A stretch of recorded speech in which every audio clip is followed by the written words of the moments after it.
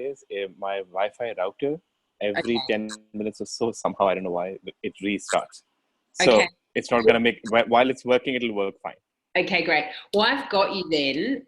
Just tell me a little bit about your experience with philanthropy, with grants and funds, or gifts, startup gifts from family and friends. What's worked well?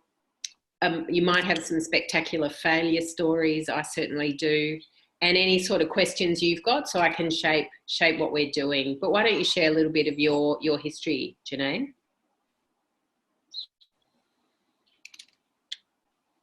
Okay, so I missed a little bit of the last part there, but from what... I'll put it in chat, and it might be that you even need to type it in, and then I'll go to Olivia. But tell us about your experiences of philanthropy, the good, the bad, and the ugly, essentially. Of securing the grant. Yeah.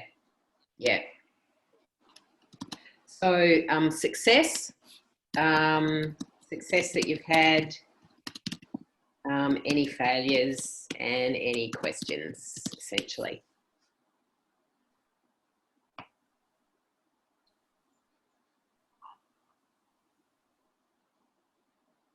So Olivia, Junaid's in Islamabad, and it's 10 o'clock at night. So we'll see how we go. And Junaid, I might get you to type in your answers, and I'll ask Olivia the same questions while you're typing.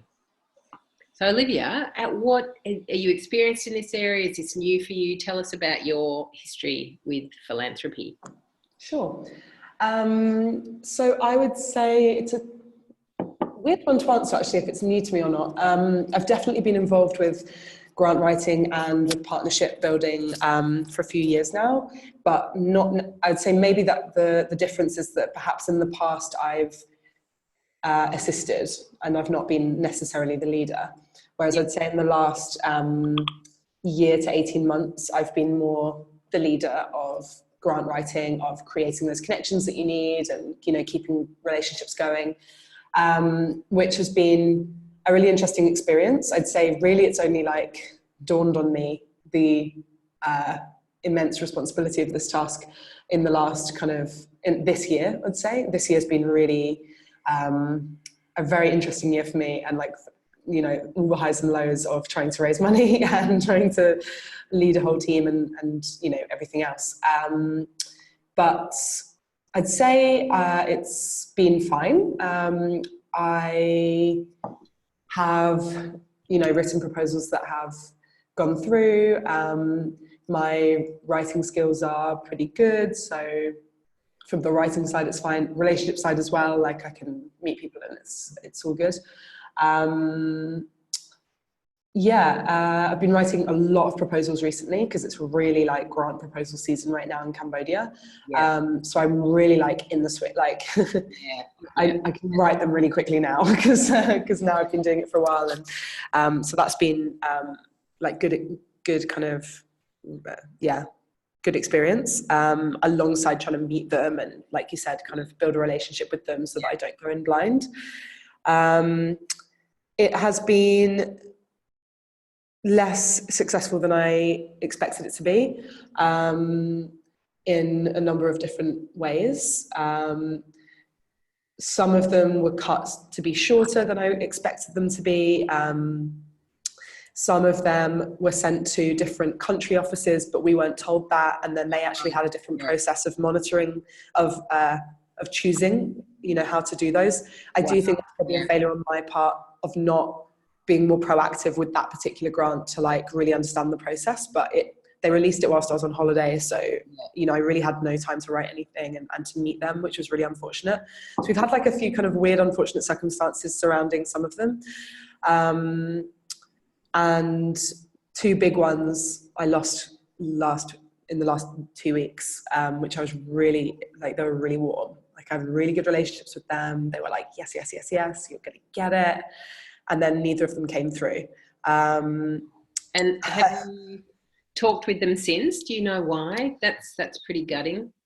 Yeah, so one of them was the most ridiculous story ever, and will probably be my fuck up story for the rest of my life. So one of them was that so basically we had to use this online tendering system, and they make you password lock your financial proposal. And I password locked my financial proposal and then consequently forgot the password for my password locks proposal. And it was so ridiculous that I thought, there's no way this is going to be the reason why we don't get this, because it's too insane. I've got the document, I can send it to you. It's time-stamped that I haven't edited it since the deadline. You know, I've got lots of proof, therefore, that I'm not screwing the system.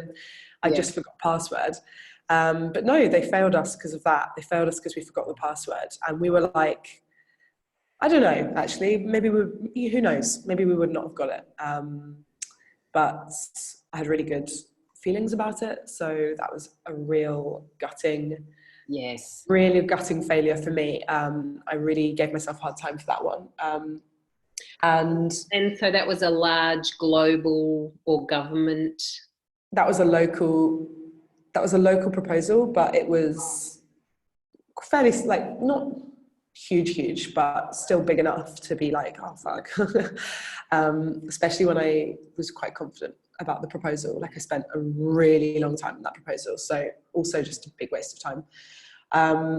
Then that is really hard in a learning process, that you're the supplement. But also it may well be the classic thing that happens with government style tenders, which is the people sifting them are looking for a reason to disqualify people because they've got so many applications. And so the easiest thing in the world is to say everyone who just didn't complete it fully and appropriately, they're out. It was really gutting, and I felt really stupid. But there we go. I guess these things happen. I'm not giving myself too much of a hard time about it, because I really think that is such a stupid reason to not go through. But that was a real shame. And then the other one was another kind of, I'm meeting them tomorrow. But basically the other guys basically, we lost it because their funder apparently pulled a lot of funding back from them, and said, you know, they thought they had so much, but then they said they didn't have as much. And the proposal that we put forward with them, which I had been having lots of meetings with them about, and they were really positive about, and they were like, yeah, definitely apply, AKA I felt pretty confident that we were going to get it. They said, you know, it's quite a long-term plan for you, you know, we're not going to see, it's true that you wouldn't see such immediate positive results, and they really wanted like projects with short-term outcomes that are going to super quickly show them what, you know, that they can show their funder and say, look, see, we're having all this impact. So anyway, it's definitely not a closed door. They're like, you know, it's just a no for now. So I'm going to meet them this week and talk about what happened and when now will come. But I've just like lost some key leads that were really important for our like cash forecasting funneling. So I'm now I've still got a few leads, but I just lost 2 big ones, which is just really good thing. And I think like a really interesting learning curve, like you said. Like, I think I'm really starting to like fully understand the importance of just like constantly meeting people and building these relationships around a project for like such a long time. It's not just a relationship, it's a project relationship. So it's getting them really on board with that project as well. So, you know, good learnings, but I just hope that it's not learnings that turn into big fires. And so, Olivia, tell me, how much of your business model currently relies on philanthropic funding? Do you have any fee-for-service work? Is it all grants? We're actually quite heavily going down the philanthropic route at the moment. Our founders would really like us to be like 80% philanthropic, 20% kind of other stuff. but yeah, that's definitely where we're sitting at the moment. We did have co-working, which, you know, way back a few years ago was a fairly interesting chunk, but we've stopped doing that now.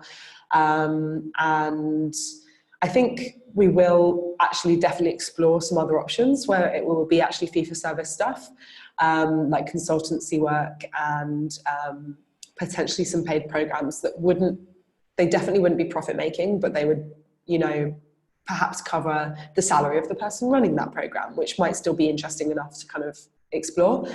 But I actually had a really interesting conversation with Sana yesterday, and she was like, don't get too distracted by new stuff right now. Like, you need to focus on the big stuff, which is true. You know, I've got a cash flow that I need to fill, like not a cash flow. I've got an impending gap that I will need to fill. So I really need to focus on that and not focus on like creating, because that's obviously such a different revenue stream. Yes. So I guess, yeah, I guess my top priorities right now is more the philanthropic funding side of things. Yeah, great. Thanks, Olivia. And look, Junaid's typed a few things, so I'll just read it out. And guys, just to let you know, I'm sorry I didn't say at the start, I am just recording this. At least one group have sort of said on Slack that they would like to see a recording. So just reading from Junaid, I have limited experience raising funds from grants and charities. Mostly I've worked on such projects where funding was already secured. Challenges with ones that I did work on, I felt a lot of the funds are pushy about outcomes. Yeah. That at times they're using us as a stamp of validation. Spot on. That's a really good insight, Junaid, because you are their business, essentially. So foundations and funds have customers, they have families, they have donors, they have estates, they have a complex array of shareholders, and you're their business. So what we'll talk about is turning that around where you're looking to be the win that they're looking for, but you're their product. And so they are going to want to measure you.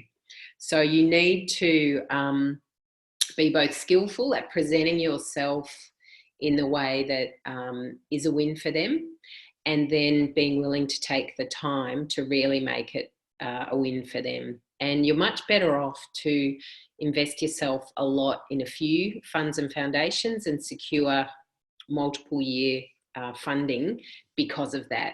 Because, you know, a lot of small grants or funds from a range of foundations and trusts and families will mean a whole lot of different masters, which can get quite hard. But that's spot on. They absolutely, the money comes with a particular shape and its own price tag on it, and you really have to weigh out, is it worth it for you? So the second thing that Junaid wrote, questions, aligning your goals with their KPIs tends to make things compromised. Yep, it can do. And you felt this more when you were dealing with an intermediary, yeah, and not the direct donor. Yep.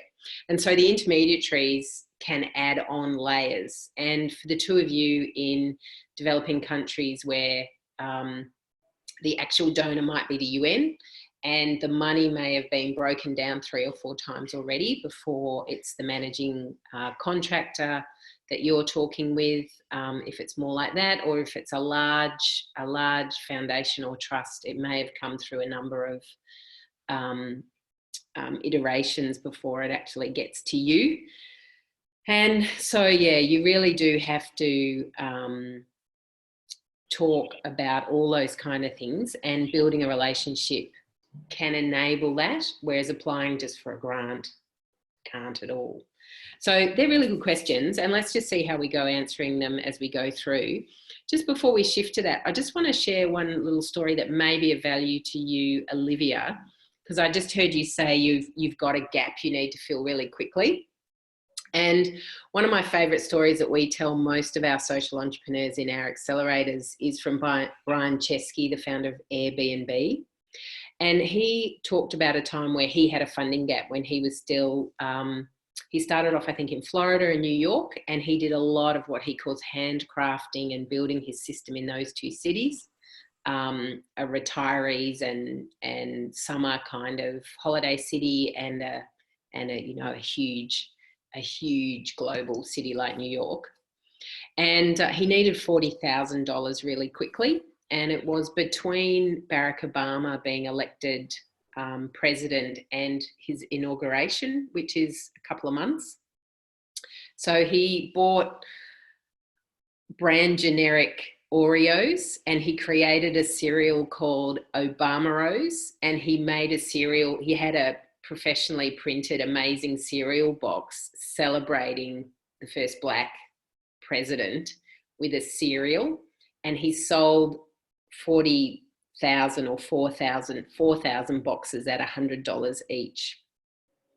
And he and his friends got the glue gun and they glued the cereal boxes together, and they did everything kind of like in his garage. And he says he still has the glue gun burns on his arms, and he got his 40,000 and on he went. So I just always talk about that and just call it the Obama-Rose gap, because he knew nothing about cereal.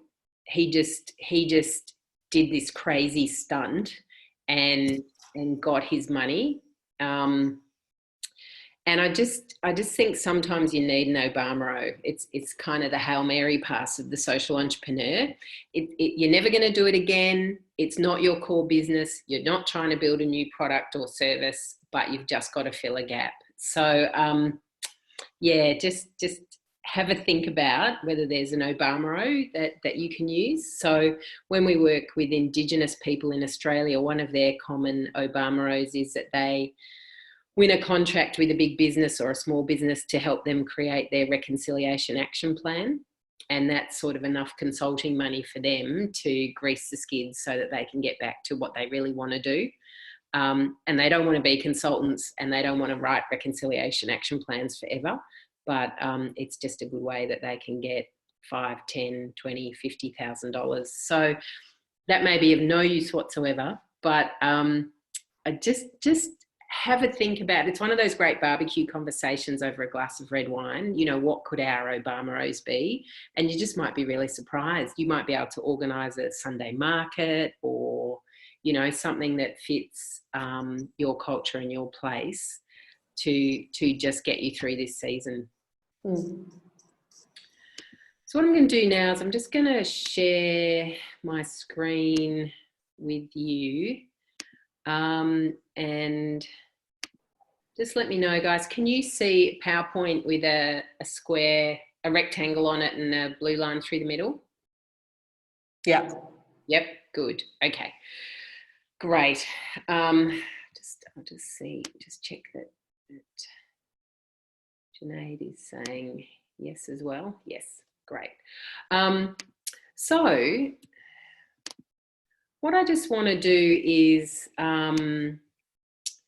share this picture with you. And I have just found this to be true 9.5 times out of 10. I'll just go, where am I? Sorry, I just not sure I've quite got my, there we go. Make it simple.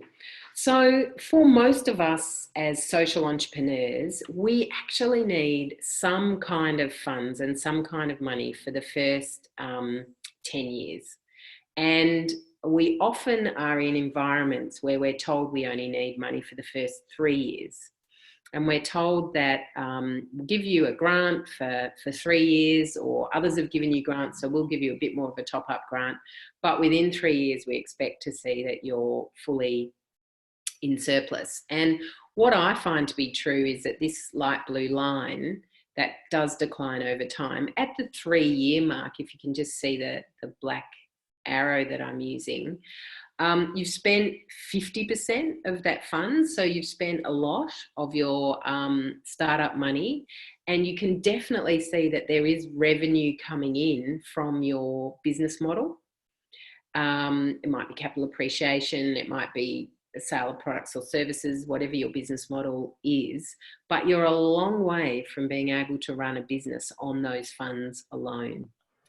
And what you then tend to find is the reverse, that by the time you get to the 7-year mark, you're really, really over the hump. You are now robustly growing, you're generating revenue. And if you had to survive, you could. And what actually happens is that people feel by 7 years they absolutely should be on their own 2 feet. And so they don't have any startup funds or anything left. But then what that means in those last 3 years in a model like this is that there's no money for a marketing campaign. There's no money to test a new product. There's no money to put on a new staff member.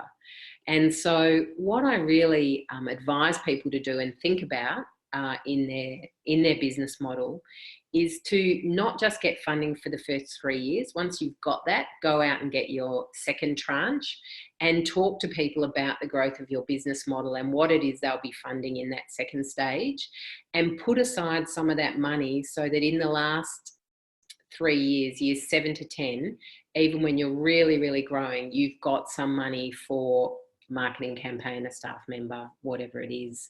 So yeah, just, I don't know if you'd like to make any comments about that, or Junaid, if you'd like to type anything in. Unless you're an experienced entrepreneur, it's really unlikely that people will invest in you in the early years.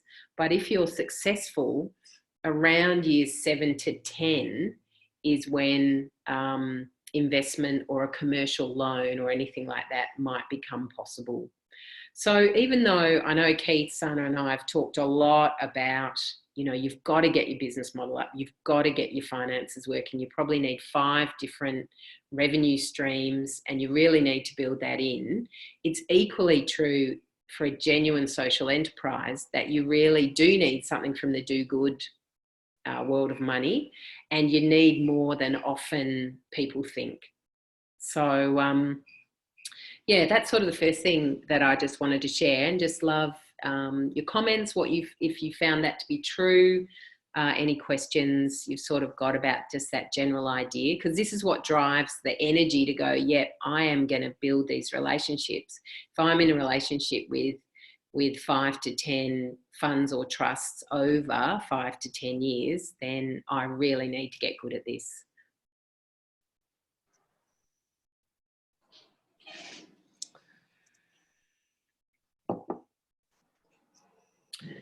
So I'll just keep going. So then what I find is if the startup that you're doing is high tech, is bio or research based, or has manufacturing, then you'll spend a lot more money up front, and you'll have burnt through 70 to 80% of your startup.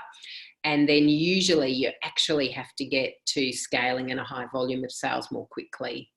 And often it's the kind of product that's true and that you can do that.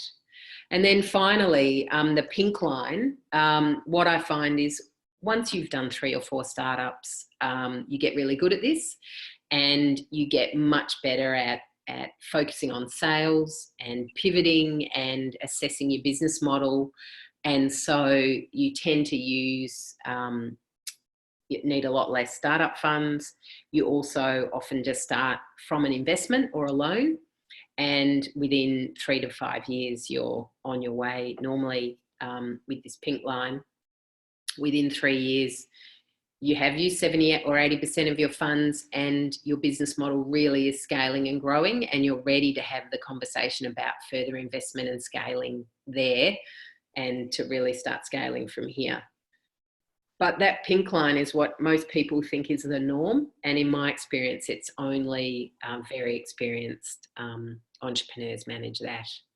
So hopefully this can set a new normal and not make you feel like you're a failure if still at years 7 you've got some substantial funding and you can't yet make your financial model stack up. And I think for most of you and the other people in Frontier Incubators, you're young and it's really early, and so you are down this end and your revenue is small, and that's what we would expect. So you are successful, you are on track, you're not failing, and you're doing a really good job. So I'll go on and actually just talk about the philanthropic, relationship model if there's not any questions here. So Junaid, I'll just give you an opportunity to type in anything if you want to. Just have a look. This is an amazing thing that I would love us to show our entrepreneurs. Yeah, well, the reason I've shown you, and I'm just on a mission at the moment, every time I talk with not-for-profits, entrepreneurs or philanthropists, I show them this because I'm just trying to shift the conversation in Australia from the 3-year wonder. Please, I'll put it on Slack and please do share it because we've got to shift the conversation, and good people give up when they're tracking on this light blue line beautifully and they're a success, but they feel that they're a failure. And then good founders burn out at year 8 because they just didn't keep enough startup funds to keep going. And again, they feel like they're a failure when clearly they're growing and they've got revenue and they're a success, but it just got too hard in those last few years because they just didn't keep some money for here. So I find it one of those little graphs that, can save businesses and save lives, and also help foundations and funds to decide if they really want to fund something. Better to fund that really good idea or that really needed idea for 5 or 6 years than to give a lot of startups 2 years of money, in my opinion. All right, so let's move on, and I'll just now share. Just give me a second. I'll just share. Where's my other? Come here, you. There it is. Okay.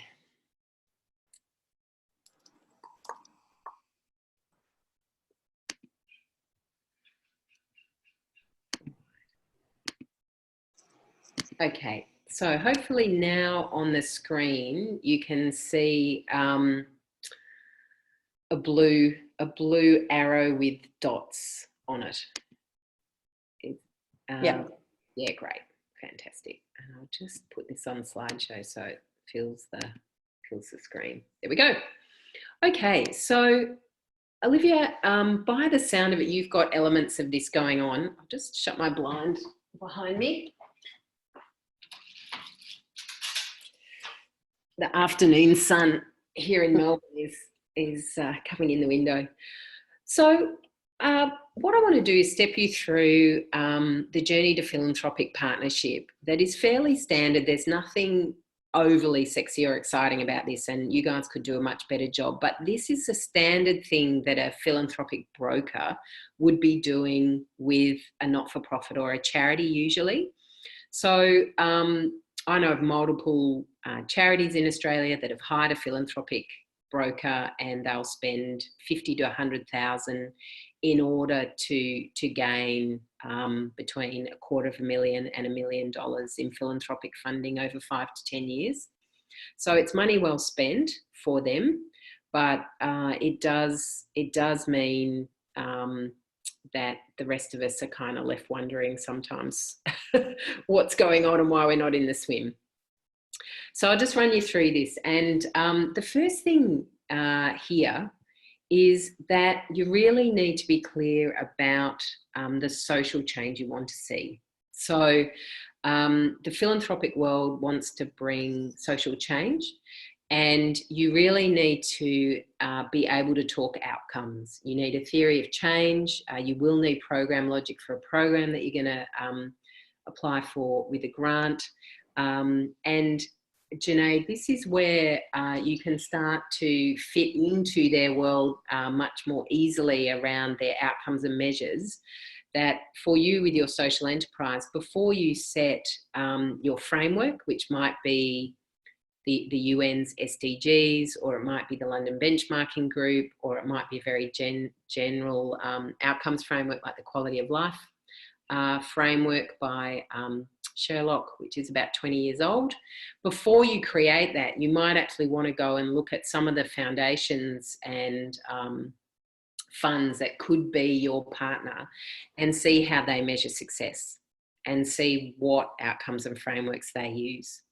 So the first thing you need to do is you need your theory of change. That is, what is the problem you're addressing, and what is the journey or the pathway, and what are you going to do to move from that problem to a new world.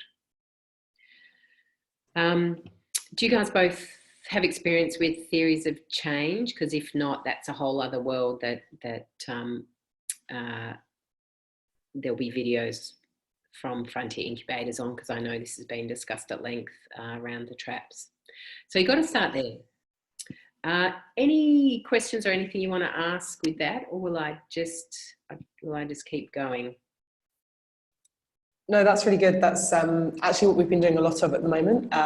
We're doing a big strategy mapping at the moment, and we've just kind of we've got probably 70% of a theory of change together. I say 70% because it's, I think, overly complicated, to be honest, and not quite accurate in where we've been putting things, but it's there. I think we get it. And then we're also doing theory of changes for all of our key activities within our, overall theory of change. So we've got much smaller theory of changes for all of our activities, which is great. That we're actually, our team's doing one now, which is good. So yeah, we're really digging into theory of change a lot at the moment. Yeah, great. And look, it's really normal too in the journey.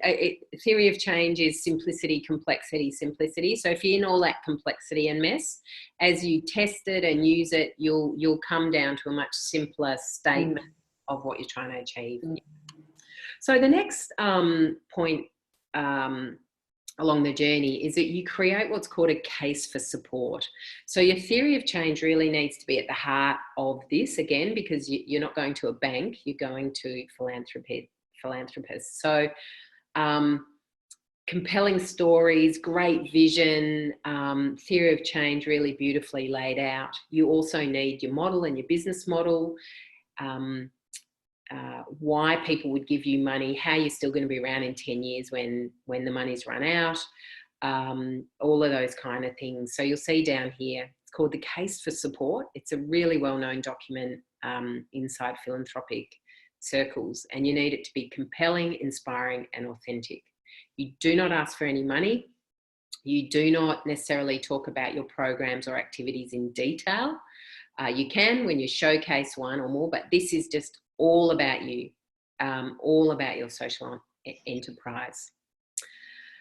Olivia, do you have a case for support, for example?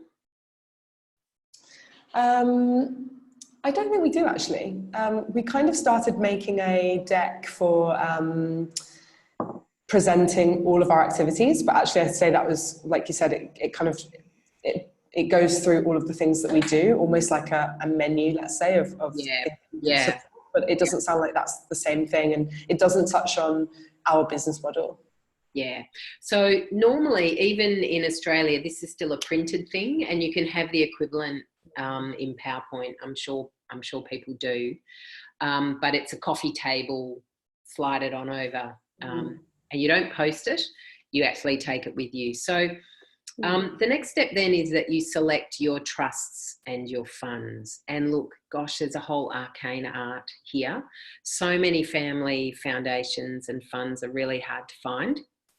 If you were in Australia, I'd connect you with a thing called Social Change Central. And for $120 a year, you become a premium member and you get access to all the grants, tenders, fellowships, funds, everything that's going on in the social innovation world. I just get their free email, and even their free email is overwhelming with the number of opportunities of things to apply for. So I really encourage you to try and find the equivalent of something like that, people in the know. And this is where you start to do this smart thing that entrepreneurs do, which is you go and ask people that one day you might want to ask for money. You actually go and ask them for help. So you go to some of the more obvious foundations and you say, tell me about the family trust. Tell me about the hidden world of philanthropy in Cambodia or in Southeast Asia. Like, where can I meet people? Where can I find people? How do I understand what's going on? And you can even ask people, I'm looking for 5 foundations to build a 10-year relationship with. Where would you point me? And it may well be that you think you're sitting in the office of one, but you don't necessarily ask that. You wait for them to offer. Right. So you go and talk to people. You try and expand the network. You try and get 2 or 3 names from them, and then meet those people and grow your network that way. If everyone you meet gives you 2, then before long you've had 10, 15, 20 conversations. And you do desktop research and you build your list of 5 or 10 choices. So how do you choose? You choose based on a grant that you know you want to apply for in 12 months' time. You choose based on, Junaid, whether or not the outcomes and success is close enough to the kind of success you're interested in, or a program or activity that you will be doing can report on. So there's no point if a grant of money wants to push this way for social change and you're pushing this way for social change, you know, if they're pushing left and you want to go right, there's absolutely no point applying. Just keep doing desktop research. So what I would say is these early steps here are vital and are mostly not done. You will just not waste, if you spend 10 hours doing this desktop research and then you spend another 10 and another 10, you will not have wasted a single hour. And the more you know about these foundations and trusts, and the more you have your preferred 5 and then another 5 and then maybe 5 after that, the better off you'll be. And I just really encourage you to not feel that this is a waste of time or shortcut this step. That's what most people do. And then you're still floundering around. But the more you can make that match and go after it, and you know that you represent exactly what they're about and the success that they want to have, that they report back to their donors, the better. Because just remember, this is a win-win. It's a win for you, but it's a win for the foundation and trust. You are not going cap in hand. You are going with an amazing solution to a problem they have, which is, how do I give my money away responsibly that meets the outcomes that we've set? How do we fulfill our theory of change? So the more you present as that, and this is also true if you're doing CSR work with commercial businesses, corporate social responsibility, the more you present as that thing that they're looking for, the more success that you'll have.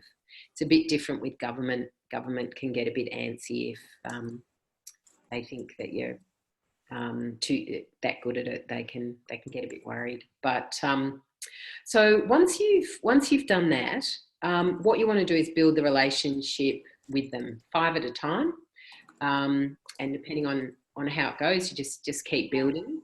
But you really need to get a face-to-face meeting, and this is not for a grant. So Olivia, this is way back. This is just love to come and talk to you, love to share what we're doing, and love to leave you with our case for support. And that might seem like a weird thing to say, but in philanthropic speak, it's really normal. Yep, I know what a case for support is, thanks. Yep, I get a lot of those. So you just, and again, you're not asking for money, you're getting to know them. Tell us about some of the best grants you've ever given. How can someone work well to be in your world?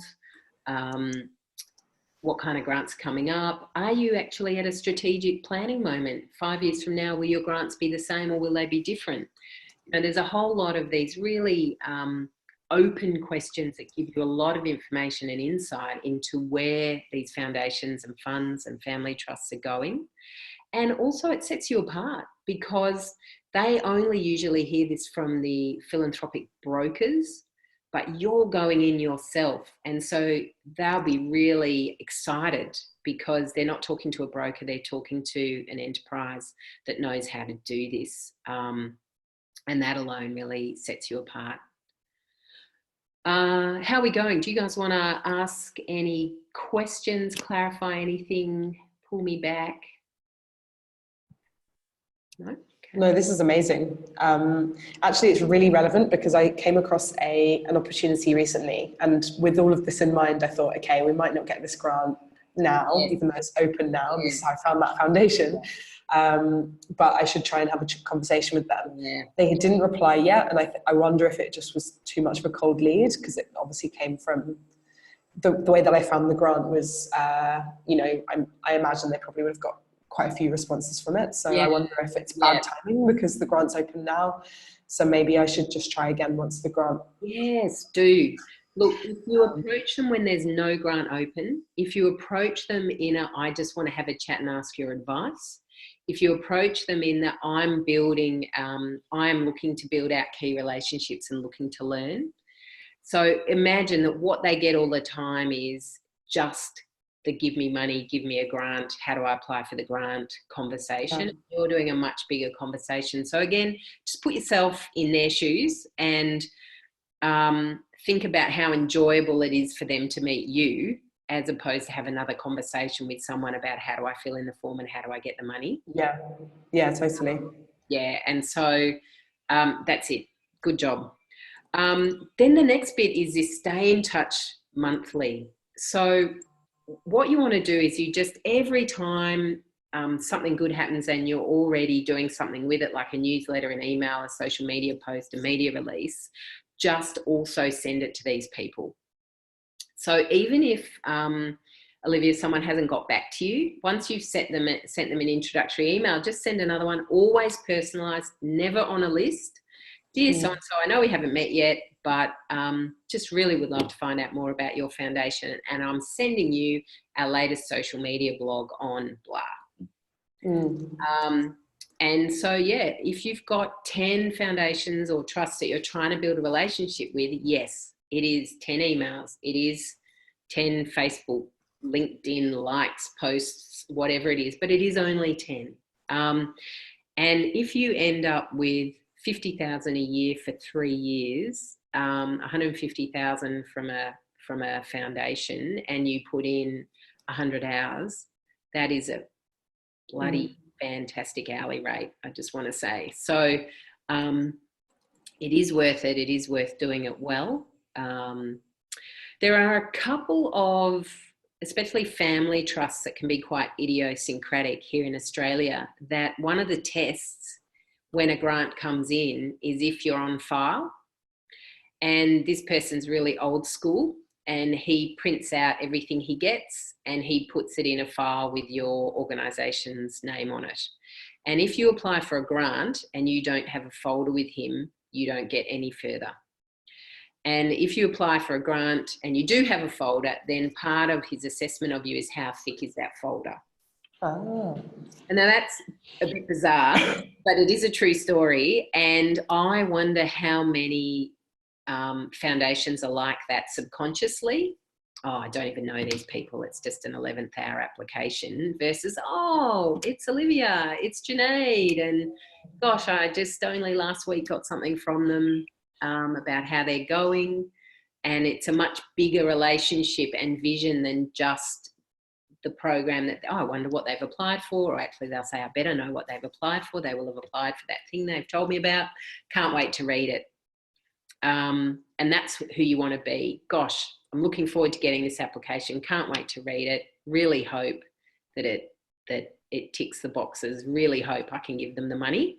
And of course, they've got their own weighting scale and their own way of doing it. So they won't just give you the money, but if they're cheering for you already, that's what you want. So effectively, I've outlined 1, 2, 3, 4, 5 steps, of which the Stay in Touch Monthly you might do it 4 or 5 times before you're getting close to granting season. And only then do you do what's called a program proposal. And often if people do pre-work with a foundation, this is where they start. But the experts have already been doing it for between 6 months and a year. So the program proposal is where you do something a little bit similar to the case for support. This time it's all about a specific program, It references the case for support, and you can see that same branding, same kind of document, but it's a subset of it. Here's the case for support. Here's the big world we live in. Here's a specific program. So this is the objectives, the activities, the program logic, the financials, a hell of a lot of what you'll write when the grant comes out. But you've already done it. You've done it on your terms, not theirs. And you've put in stories and pictures. You can attach a video. You can do whatever. So this is what you will apply for, but it's all on your terms. And Junaid, if the KPIs and outcomes don't quite match, this is where you talk about your outcomes and your KPIs and why you're going to do it that way. And then you might talk about how you're already aware of how this foundation measures things and how you'll pivot across. But again, you do not ask for money. And once again, you ask for another meeting. So can I come? Can I discuss this program with you? Love to see how close it is to what you do. And I know the so-and-so grant is coming up in 3 months and we'd like to apply with this program. So this is when you get much more specific. Help me, tell me what to do, give me your advice. And then if you can, you've probably got a couple of weeks or months before you apply for a grant, and you can actually then send them a little bit of a blog or update on what you've already started doing. Early response to our program is this, or we've had a first meeting, or we're pulling together the first cohort, or you know, we finalised master plans for the building, you know, whatever it is. And then you apply for a grant.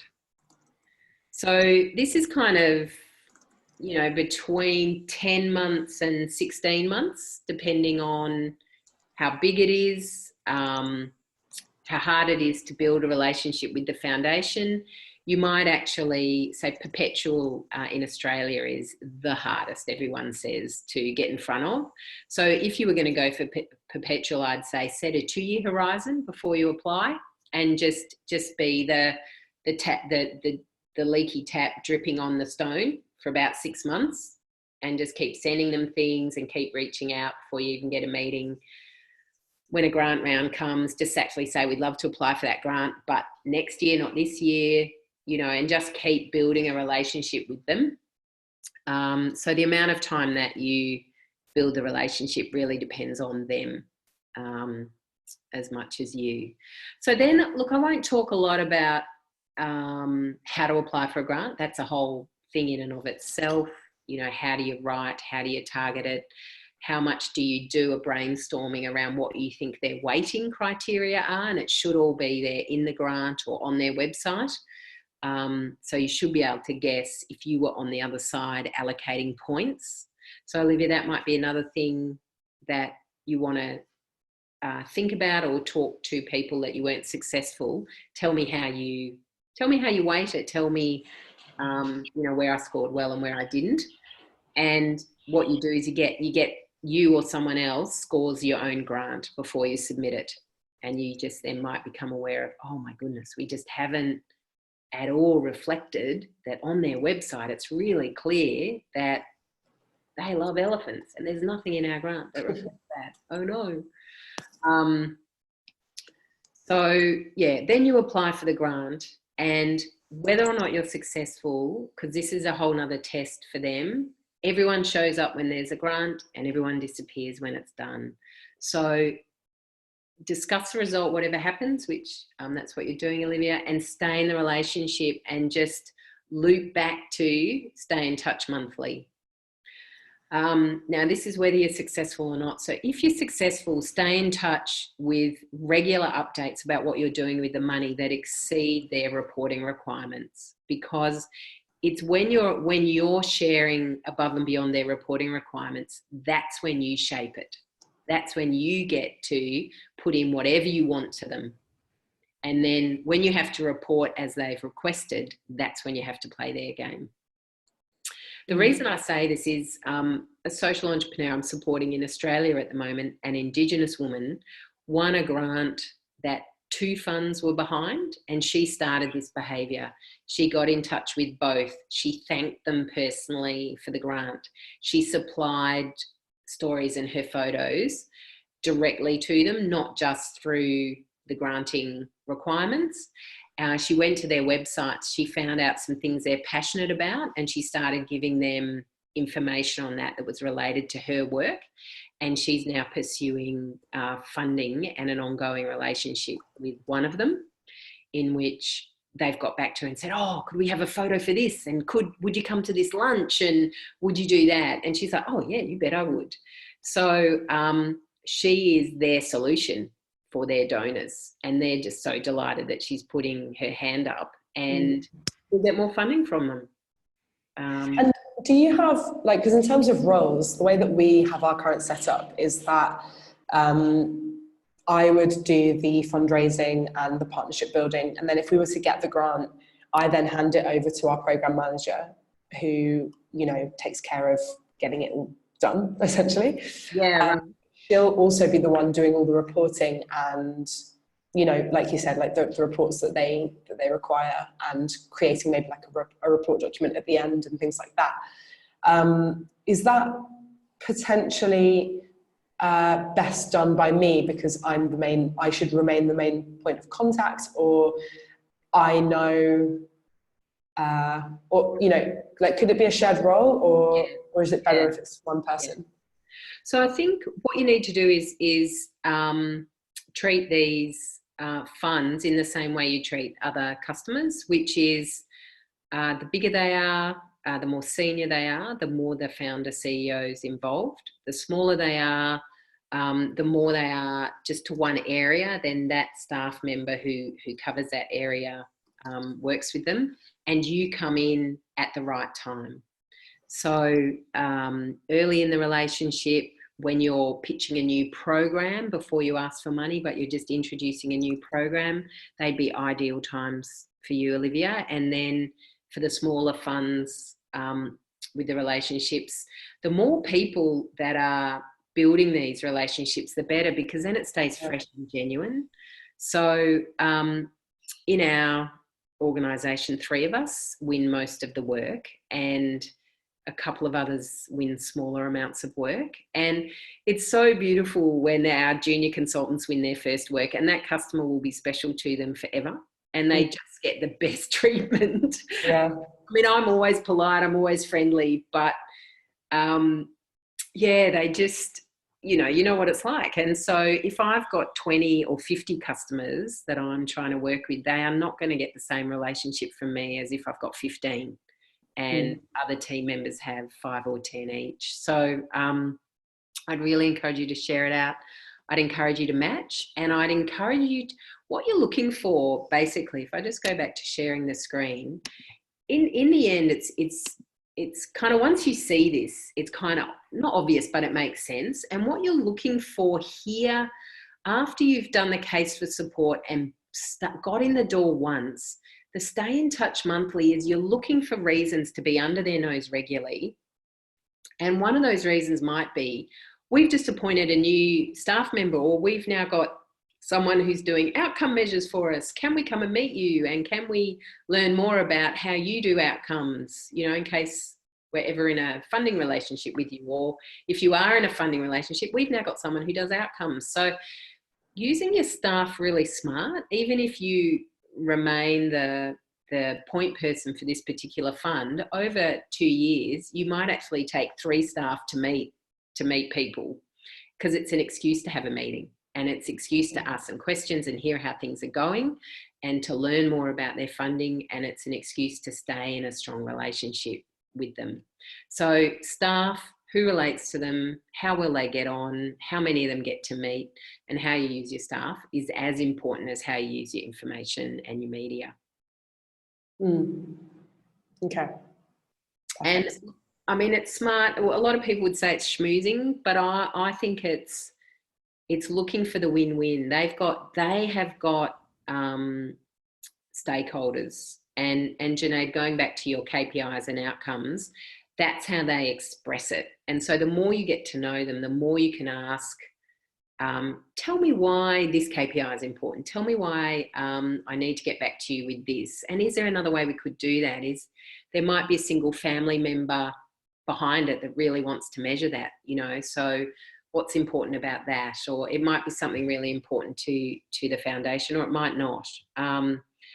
And so the more you just treat it as a matching process, I treat myself with respect and my organisation with respect. We've got tremendous value and we are looking to build something successful, and you can join us in that.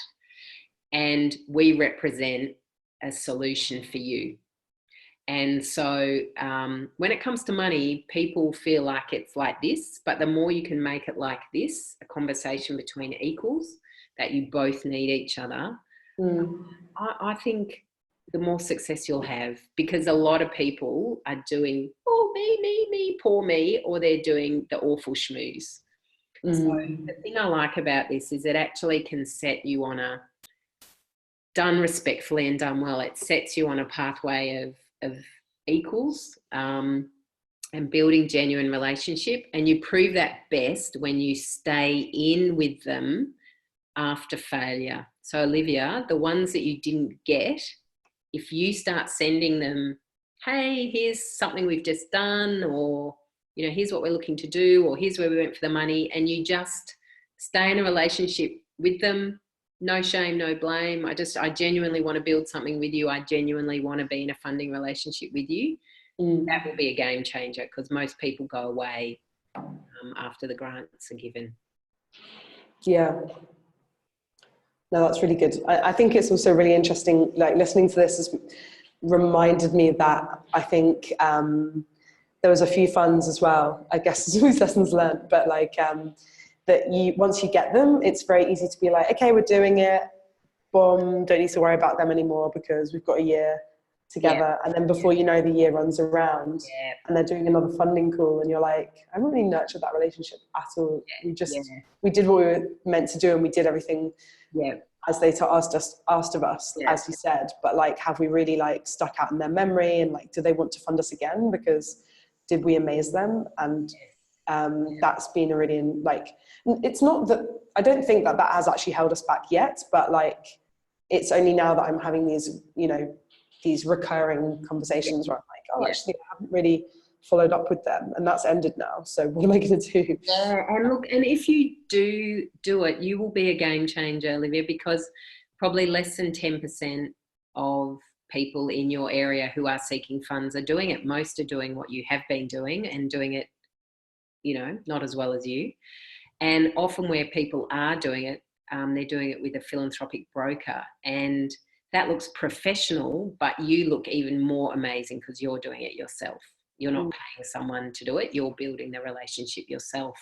So yeah, I really feel like this is something that just adds tremendous value and does create more win-win opportunities for people. And look, in our business at the moment, we are all fee for service. So we're out the end of that 10-year pipeline, and we no longer have any startup funds from others. But every week the CEO and I meet. I head up the Australian work. The CEO and I meet, and we talk what's in the pipeline, how far off, what's the cash flow, you know, what's the staff utilisation. So I would say if you're mainly in the earlier years and you're mainly relying on grants, they're not as volatile as sales or my sales and my pipeline, but you might want to say every fortnight or once a month, the team, you have a 1-hour meeting around who are the foundations and trusts, how are we going with the relationship, what contact have we made with who and why, are we talking to the right person inside, what's coming up on the horizon, and if the 10 or 20, you know, depending on how many you're applying for, it'd be really great if some of them grant at different times, so that you could be saying,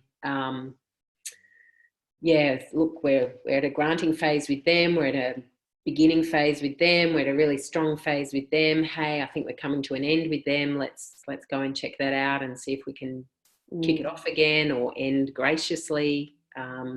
Yeah, so you've got to meet and you've got to drive behaviours, because we're all in these incredibly busy organisations that are aspiring to do so much that we're busy and worn out, and you just have to structure in these kind of meetings.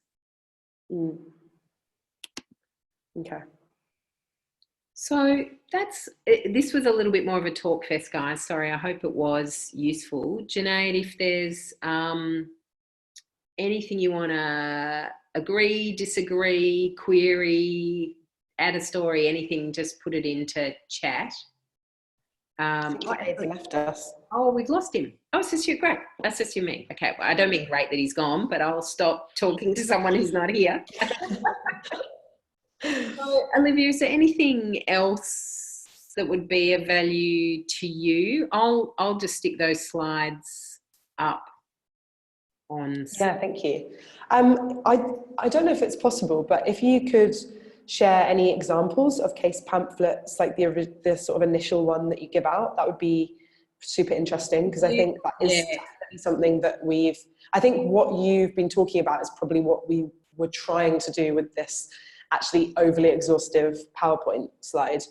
And actually, when we spoke to one of our board members who is, a grant funder as part of a big foundation, she was saying, like, you need to talk a little bit more about the problem you're solving, which we didn't do very well.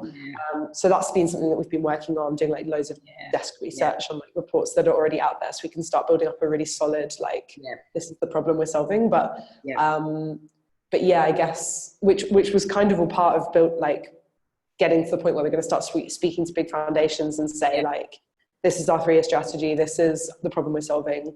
Yeah, great. Fund us. But maybe this case pamphlet thing is a good way for us to frame that, and it'd be great to see what it looks like. And the more that you do these things, the more you then cut and paste it, put it into PowerPoint, use it for something else. Exactly. It's always that way. What I'll do is I've got if you just type in case for support into Google, you'll be shocked at what you see. And I'll just have a look for it, but I have got a PDF somewhere that it's sort of a, hey, how to do it kind of thing. Okay. But it really is, I mean, you want to keep it fresh, which is why I don't overly say you must put in X, Y, Z. Right. But and just remember, the case for support is not asking for money. It's all about you organisation wide, and then the program, what do we call it? The program proposal is where you narrow it right down. So it is vision, it is theory of change, it is big model, it is stories, it is, if I was putting in financials, I'd probably almost just do that rectangular box that I showed before and the 10-year journey. But in each side, I'd kind of put what's the product and services I'd go. I'd probably just do a simple 3 horizons, 10-year strategy. It's all big picture stuff in the case for support. And then the program proposal is a deep dive around one single proposal, not your whole business. And so, of course, what I haven't addressed here is just generic funding, and you're best to steer clear of it, which is why I haven't addressed it. Generic funding, just keep us going funding is just not sexy enough for the philanthropic. So it's much better to turn something that is at the heart of what you do into a program, make it a program or a product or a service, or make it being developed into it and ask for the money. And developing something that is then ongoing is always better than a fix or a business as usual. So even if it's your business as usual, make it look like a sexy new program. Okay. So you can say, for 3 years we've been doing this and we're now pivoting to this, and it's brand new and it's different, and it was a milkshake, but now it's frozen ice cream. So that's the vast majority of the money is, and that's why people only fund for the first 3 years, because they all want to be part of an amazing success story, which is unreal. So help them do it by, you've been around for 2 or 3 years, but here's a new thing that within 3 years will be. No, it's so true, because I think something that I'm a bit afraid of, which no reason to be afraid of it because it's not, happened, is that we're obviously still quite we're sort of in between, you know, we're 4 years old, so we've been around for a while, but we have been quite a new organisation, and it's probably quite exciting to fund us to like get on the bus with Impact Up, because we're doing a lot of work in this sector, which is quite a small sector. But will it get boring, or will the grant funding run out because everyone will be entrepreneurship for 3 years and then start to kind of, there'll be a new shiny thing they want to do, and or they funded you for 2 years and they're like, we kind of, you know, there's this new organization now, and there's so much unknown potential that this new organization could have, so we don't want to fund you for the third year. So if we go back to this first drawing I did, you're right in the middle here. You're right in the middle here, and that's right. If you get some funding for 2 years from here to here, it just doesn't look as good as this corner. We're started, and wow, we're proving it. It's on the way. So you've really got to sexy it up. You absolutely do. You've really got to make it look like something new, something different. You've really got to push what is it about the growth that's going to happen that's really out of the box. Oh, well, everyone's gone. So I will say thank you and stop recording.